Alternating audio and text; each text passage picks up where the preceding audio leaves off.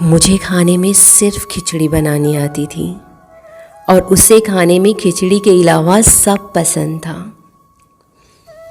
میں نے کبھی بال کھول کے نہیں رکھے تھے اور اسے کھلے بالوں والی لڑکیاں پسند آتی تھیں۔ اسے ٹیلر سوئفٹ کے سانگ سننے کی عادت تھی اور میں راحت کی غزلیں سننے والی پاگل سی لڑکی۔ وہ کرسٹیانو رونالڈو کا فین تھا اور میں نے یہ نام پہلی بار شاید اسی کے منہ سے سنا تھا۔ اسے گھنٹوں بولنے والی لڑکیاں بھاتی تھیں اور مجھے فقط اسے سننا اچھا لگتا تھا۔ وہ سگریٹ کے دھوؤں کا شیدائی تھا اور میں ناولوں کی خمار میں گم لڑکی۔ اسے چوڑیوں سے بھری کلائیاں بھاتی تھیں اور میں سونے ہاتھ والی لڑکی۔ وہ فٹنس کے لیے ورک آؤٹ کیا کرتا تھا اور میں سستی میں بڑی ایک گلاس پانی تک خود نہ پیتی تھی۔ اسے ہتھیلیوں پہ حنائی رنگ پسند تھے اور میں مہندی کے اترتے رنگوں سے کوفت زدہ لڑکی۔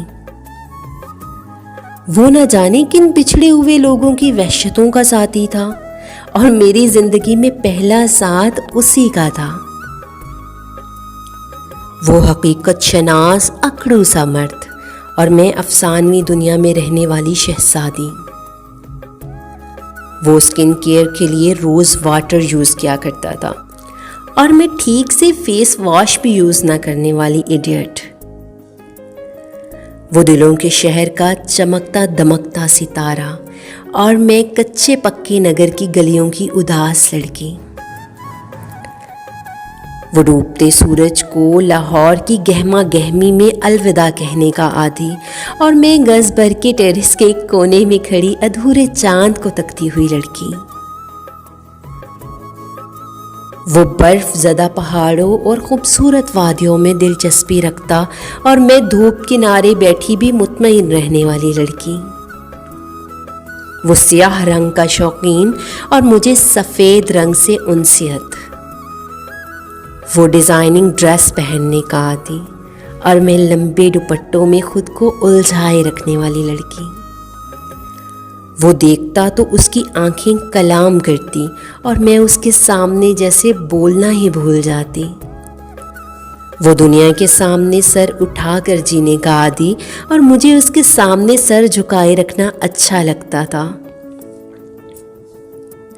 اسے گلابوں میں بھی سیاہ گلاب چاہیے اور مجھے اس کے لائے ہوئے وائٹ روز۔